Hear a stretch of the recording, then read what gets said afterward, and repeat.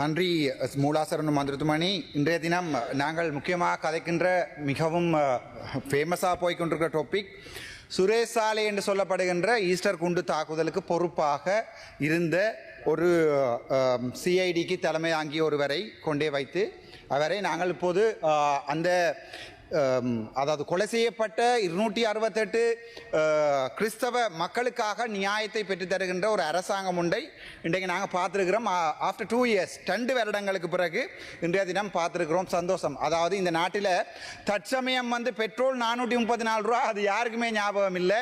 ஆனால் ஒரு கிலோ அரிசி வேண்டியலாது அதெல்லாம் 200-300 ரூபாய்க்கு மேலே, அது ஞாபகம் இல்லை.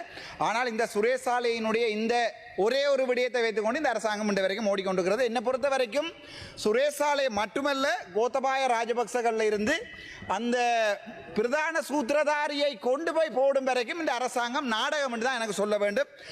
அது கோத்தபாய ராஜபக்சவாக இருக்கலாம், மஹிந்த ராஜபக்சவாக இருக்கலாம், அல்லது போனால் பசில் ராஜபக்சவாக இருக்கலாம். இன்றைக்கு யாருமே சூத்திரதாரியை உடனடியாக பேர் சொல்லுவேன் என்று சொன்ன ஜனநாயகவாதி எங்களுடைய அன்ரோமார் சாநாயக் அவர்கள் இன்று வரைக்கும் பேர் சொல்லல. சரி, அதை விடுவோம் நாங்கள். சரி, அது முஸ்லீம் மக்களுக்கு நியாயம் கிடைக்குது என்று வச்சுக்கொள்வோமே, அது முஸ்லீம் மக்களுடைய பேரை காப்பாற்றுகிறீர்கள் என்று வச்சுக்கொள்வோமே, இது கிறிஸ்தவ மக்களுக்கு நியாயம் என்று வச்சுக்கொள்வோம். உங்களுக்கு தெரியும், தமிழ் மக்கள் என்றும் ஒரு இனம் இலங்கையில் இருக்கிறது. இன்றைக்கு செம்மணியில் 310க்கு மேலே ஒவ்வொரு உடல்களாக எடுக்கப்பட்டு கொண்டிருக்கிறது, ஒவ்வொரு எலும்பு கூடுதலாக எடுக்கப்பட்டு கொண்டிருக்கிறது செம்மணியில். ஆனால் அந்த கதை யாருமே கதைக்கிறேன். இந்த மீடியாவிலுமே செம்மணியில குறுக்கும் நெருக்குமாக போடப்பட்ட உடல்கள் 311க்கு மேல இருக்கு. ஆனா அதை யாருமே கதைக்கிறேன். எங்கிட்ட பின்னுக்கு இருக்கிற தமிழக கட்சியோட கதைக்க மறந்திருக்குது. ஆனால் நாங்கள் கதைக்கிறது முழுக்க சுரேஷ் சாலையை பிடிச்சு போட்டோம் என்ற உடனே மொத்த ஈஸ்டர் குண்டுதாக்கள் சூத்திரதாரிகளையும், அந்த சூத்திரத்தை சொல்ல எனக்கு விருப்பம் இல்லை, சூத்திரதாரிகளையும் நாங்கள் கண்டுபிடித்து விட்டோம் என்று நாங்கள் நினைத்துக் கொண்டிருக்கிறோம். அது சரி, பரவாயில்லை. அடுத்த குருந்தூர் மேல ஐயா நேற்றைக்கு கடிதம் அடிச்சிருக்காங்க. முன்னாள் இருக்கிறார் எங்க புத்த சாசன அமைச்சர் ஐயா, உங்கள்ட்ட தான் சொல்றேன். நேற்றைக்கு கடிதம் அடிச்சிருக்காங்க தொல்லியல் திணைக்களம் புத்த சாசன அமைச்சருக்கு. குருந்தூர் மலையில எந்த தமிழ் இந்துக்களுடைய அடையாளமே இருக்கல நேற்றைய கடிதம் அடிச்சிருக்காங்க. முன்னுக்கு இருந்து ஒன்றார் அந்த கிளோச்சி நடந்த ஒரு ஆள் காட்சி ஓனிக்குது. வவுனியாவில் இருந்து வவுனியா வெண்ணி உங்களெல்லாம் கேட்கிறேன் இல்லையா? அந்த குருந்தூர் மலையை எங்களுடைய தமிழற்ற பாரம்பரிய இடம் இல்லைன்னு சொல்லிக்காங்க. வாய் உங்களுக்கு இருந்தா வாய் இருக்கிற இடத்துல வேற என்ன இருக்குது, வேற இருக்கிற இடத்துல வாய் இருக்குது. சரி, பரவாயில்ல. அதை தான் அப்படியே விடுவோம் வச்சு கொள்வோம். இப்ப நீங்கள் எங்களை குருந்தூர் மலையில இருந்து திரத்திரியல், வெடுக்குநாரி மலையிலையும் திரத்திரியல். ஆனா அதை கதைக்கல.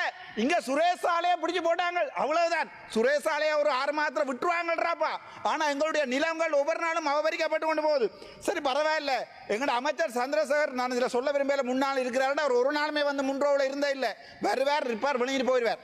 அவர் சொல்லியிருக்கிறார், எங்களுடைய தமிழர் தாய பிரதேசமான யாழ்ப்பாணத்தில் இருக்கிற ஒரே ஒரு, நீங்க சொல்றீங்க இன்டர்நேஷனல் ஏர்போர்ட் வீடியோ எடுத்து போட்டிருக்க, போய் பாருங்களாப்பா, முழுக்க 10 காடுமா கிடக்கு. அதுல ஒரு நடராஜர் சிலையை வைத்தார். நாட்டில் இன ஒற்றுமை இல்லாம போயிடும். ஒரு நடராஜர் சிலைக்கு உங்களுக்கு அவ்வளவு பயம். ஒரு பிள்ளையார் சிலை இதுல வச்சா அதுல இன ஒற்றுமை இல்லாம போயிடும். ஆனா குருந்தூர் மலையில ஐயனார் கோயில் இருக்கல, அங்கே கண்டுபிடிச்ச ஆதிசிவன் கோயில் அடி என்று ஆதிசிவன், அந்த 8 முக எங்களுடைய பஞ்சலிங்கம் கூட உங்களுக்கு தெரியல. என்னதான் கோயிலுக்கு போய் கும்பிடுறீங்களோ ஆண்டவர் தான் தெரியும். சரி, அது பரவாயில்ல. இன்றைய தினம் சொல்லப்பட்டிருக்கிறது பாதுகாப்பு அமைச்சரால. நல்ல விடயத்தை நல்லதுன்னு சொல்லுவேன், கெட்டதை கெட்டதுன்னு சொல்லுவேன். எனக்கு பின்னால எந்த அரசியல்வாதியும் இல்லை. எங்களுடைய பாதுகாப்பு அமைச்சர் சொல்லியிருக்கிறார் இன்றைய தினம், அதாவது தம்பி சங்கீதன் அவர் வலிப்பு பாடினாரோ அல்லது காசு பாடினாரோ வெறிய போட்டு பாடினாரோ எனக்கு தெரியாது. ஆனால் அந்த நபரை இன்றைய தினம் பிடிஏ என்று சொல்லுகின்ற சார்ஜ், அதாவது பயங்கரவாத தடை சட்டம் அவருக்கு போடப்பட்டிருந்ததை மாற்றி அமைக்கப்பட்டு சாதாரண சிறு குற்றங்களுக்காக அவருக்கு நான் நினைக்கிறேன் 186 ஏதோ ஒன்று போடுறாங்க. ஆகவே அந்த விதத்தில் எங்களுடைய பாதுகாப்பு அமைச்சர் ஆனந்த விஜயபால அவர்களுக்கு என்னுடைய மனமார்ந்த நன்றிகள். அது வரவேல. நான் பார்த்தேன் எங்களுடைய ஐயா மேட்ட கேசவன் சாயந்த், உங்க நாங்களே தான் சொல்றேன், கேசவன் சாயந்தன் போய் யாழ்ப்பாணத்தில் இருந்து சொல்லிக் கொண்டிருக்கிறார், தாங்கள் அவரை விடுவிப்பரா. எனக்கு விளங்கல. மட்டக்களப்பில் போய் லைப்ரரியை துறக்க சுமந்திரனால 7 வேண்டாம் மட்டக்களப்ப. ஏன் இவருக்கு போய் ஜனாதிபதியோட காய்ச்சி தம்பி சங்கீதம் எடுக்கல. அடே எல்லாம் நாடகம்டாப்பா, சொன்னா கேட்கிறீர்கள் இல்லை, எல்லாம் நாடகம். சுமந்திரனால அதை செய்யலாதென்றால் அங்க போய் ஏனண்டா அங்க கொஞ்ச நாளைக்கு போய் சங்கீதனை போட்டுட்டு சங்கீதனை வச்சு கொண்டு வழக்கு நடத்தவனும். எங்களுக்கு எல்லாம் அந்த தேவை இல்லை. பிழையானவர்கள் என்றால் பிழையானவர்கள் என்று கை நீட்டவும் தெரியும், சரியானவர்கள் என்றால் சரியானவர்கள் எங்களை சொல்லவும் பரவாயில்லை. நேற்று முன்தினம் பார்த்தேன், நான் நிக்கல இருக்கிற பக்கத்தில் இருக்கிற கயந்திரமேன் சொல்றார், தமிழீழம் வேணும் எங்களுக்கு, தமிழீழம் இல்லாம நாங்கள் வாழ மாட்டோம், வாங்கோ தமிழீழத்தில் வாழ்வோம், இங்க எல்ஓசியில் இருக்கிற உங்களோட பங்குகள் எல்லாத்தையும் வித்து போட்டு யாழ்ப்பாணம் போவோம், உங்களோட மூன்று ஏதோ ஒரு நாடுகளில் மூன்று வச்சிருக்கிறீர்கள் தானே, எல்லா பிள்ளை ஊட்டியலையும் கொண்டு யாழ்ப்பாணத்தில் வச்சிருப்போம். உங்களோட அடே நீங்கெல்லாம் ஒரு காலத்தில் கடைசியா தமிழ்ல விடுதலை புலிகள் சாயக்கல்ல கடைசி கோளையும் போன் ஆஃப் பண்ணி போட்டிருந்தார்கள். வெள்ளக்கொடி விவகாரத்தில் கஜேந்திரகுமார் கடைசியாக சரணடைகிற நேரத்தில் நீங்கள் ராணுவ அதிகாரிகிட்ட சொல்லுங்க, நாங்கள் சரணடையும் சொல்றோங்கிற போது போனை ஆஃப் பண்ணிட்டு இருந்தவனுக்கெல்லாம் இன்றைக்கு தமிழெல்லாம் கேட்குது. ஆனால் இல்லை இவங்க உங்களுக்கு தமிழ் இல்லம் இல்லடா தையிட்டு வியாரே கூட பிடிச்சு தர மாட்டாங்கன்னு சொன்னா எங்களை சொல்றீங்க கெட்டவங்களண்டு. இதுதான் யதார்த்தம். இங்கே கொழும்புல மக்களோட வாழலாம்.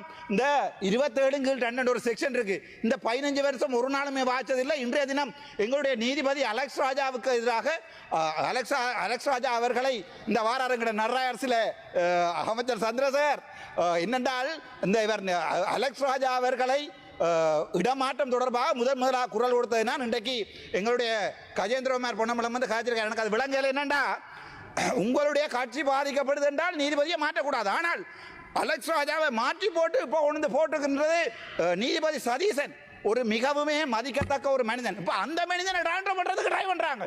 இப்போ அலெக்ஸ் ராஜா ஐயா போய் இப்போ நீதிபதி சதீசன் வந்துச்சார், சதீசன் எப்படியாவது டிரான்ஸ்ஃபர் பண்ணி அனுப்பணும்னு ட்ரை பண்ணுறாங்க.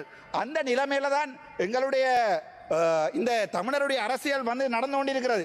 அடுத்தது எங்கிட்ட அமைச்சர் சந்திரசேகர் அண்ணே, உங்களுக்கு ஒரு நிமிஷம் தாரம் பேரை சொல்றேன், எழுப்பி பயில சொல்லுங்க. முடிஞ்சா நடராயர் சிலைக்கு ஒரு பயில சொல்லுங்க. ரெண்டாவது கேட்கிறேன், அந்த மயிலட்டியில இருக்கிற அந்த ஆர்மி கேம்ப்ல 230க்கு மேற்பட்ட குடும்பங்களோட காணியில் ஆர்மி கேம்பை கட்டியிருக்காங்க. இன்றைக்கும் வழி வடக்கில் அந்த சன மலைக்குள்ள நிற்குது. ஆனால் நாங்கள் இன்றைக்கு வந்திருந்து கொண்டு ஸ்ரீதரனோட கண்டியில் ஒரு கதை, அதுக்கப்புறம் இளங்குமரனோட கண்டியில் ஒரு கதை, அதை வீடியோ எடுத்து போட்டேன் ஐயா. ஏனென்றால் இந்த அரசியல்வாதிகள் வடக்கில் கதைக்கிற என்ன அரசாங்கத்தை திரத்துவோம், கொஞ்சம் இருக்கண்ண அரசாங்கத்தை திரத்துவோம் போட்டு கண்டியில் வந்து உங்கள்ட்ட என்ன கேட்கிறாங்க, என்ன பிச்சை எடுக்கிறாங்க வெளியே சொல்லுங்க. நீங்க நாங்கள் இந்த வரைக்கும் அப்படி அரசியல் செய்தது இல்லாத உங்களுக்கு நல்லா தெரியும். நீங்க இடுப்புலகளில் கடைசியா எனக்கும் உங்களுக்கும் டீலண்டாங்க. சரி பரவாயில்ல என்ன உங்களோட பரவாயில்ல பொம்பளையோட சேர்த்து சொல்லல. அதை விட முக்கியமான ஒரு கதை என்னென்றால் எங்களுடைய தேசிய தலைவர் பிரபாகரன் தொடர்பாக எங்களுடைய ரவுக் கபீம் சொல்லியிருக்கிறார், அவரை கொலை செய்த அந்த இதை வந்து சேனல் 4 போட போகுது. எனக்கு என்ன கவலை என்றால் இந்த 2009 2026 வரைக்கும் ரவுக் கபீமுக்கு அவர்கிட்ட பிள்ளை வந்து அந்த தேசிய தலைவருடைய மகன் பாலச்சந்திரன் கொலை செய்யப்பட்ட தெரியாது. இப்ப அவருக்கு அரசியல்ல பாலச்சந்திரன் பேர் கேட்குது. இப்படி சில்லறத்தனமான அரசியலை செய்யறதை விட்டு போட்டு என்ன பொறுத்த வரைக்கும் எங்களுடைய மதிப்புக்குரிய அமைச்சர் முன்னால் இருக்கிறார், தயவு செய்து நடராஜர் சிலையை மறுபடியும் பலாலியில் வைக்க முடியுமென்னா நான் உங்களுக்கு ஆதரவு தருவேன். தயவு செய்து இந்த குருந்தூர் மலைக்கு இவர் அடிச்சிருக்கிற கடிதத்தை, அங்கே எங்களுடைய வரலாறுகள் இருக்கையில், அங்கே எங்களுடைய தமிழ் மக்கள் வாழையில, அங்கே சைவர்கள் வாழையில என்று சொல்ற தொல்லியல் திணைக்களத்தினுடைய அந்த கடிதத்தை விட்ரோ பண்ணி அங்கே மறுபடியும் முடிக்கிறேன், அங்கே மறுபடியும் எங்களுடைய ஐயனார் கோயிலை கட்ட விடுமாக இருந்தால் இந்த அரசாங்கத்துக்கு என்னுடைய ஆதரவு கட்டாயம் இருக்கும். நன்றி, வணக்கம். சற்று முன் இன்று இடம்பெற்ற பார்லிமெண்ட் அமர்வின் போது பார்லிமெண்ட் உறுப்பினர் ராமநாதன் அர்ச்சுனா உரையாற்றினார்.